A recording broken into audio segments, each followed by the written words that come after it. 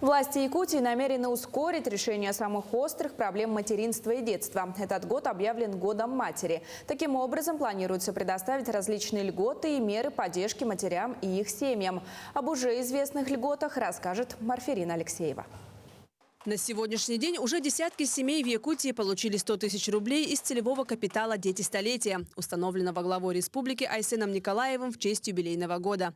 Данная мера поддержки предоставлена всем семьям, проживающим на территории республики, при условии рождения у них детей с 1 января по 31 декабря 2022 года включительно. Средства семьи могут использовать в 8 направлениях. По направлению высокотехнологической медицинской помощи для детей, образовательных направление. Добавилась еще у нас страховка детей.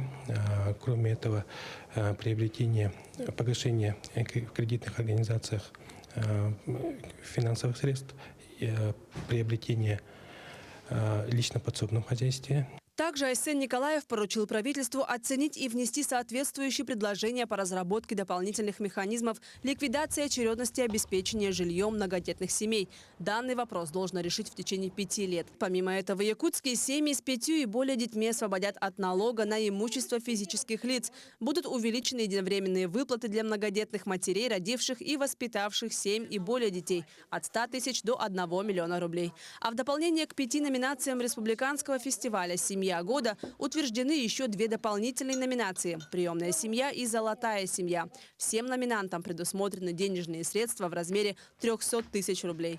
Это только вознаграждение 300 тысяч, а на самом деле это дает популяризацию именно семей, категории семей в нашей республике. В течение прошедших лет количество участников становится все больше, и именно популяризируя их образ жизни среди других семей, мы повышаем качество семьи.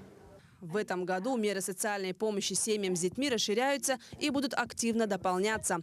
Надежду на этот год возлагают и матери приемных семей. Они надеются и считают справедливым, чтобы их права приравняли льготам многодетных семей. Жанна Нуриманова со своим супругом воспитывают 9 детей. Они уже во 2-й раз принимают свою семью детей, оставшихся без попечения родителей.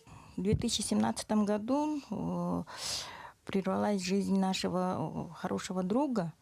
Вот у него остались 4 дочери. Ну, мы решили с мужем, что друзьями надо быть всегда. И поэтому решили взять девочек.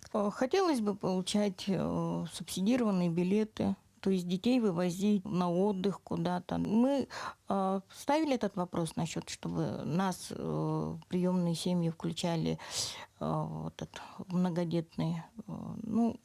Отказ приходит. Вопрос о поддержке приемных семей также не остался без внимания. Глава республики поручил увеличить базовый размер вознаграждения таких семей в 2 раза. Айсен Николаев отметил, что приемные семьи – это люди с активной гражданской позицией и открытой душой. И поддержка со стороны руководства республики станет стимулом для создания новых приемных семей. Марферина Алексеева, Артем Алексеев, Якутск.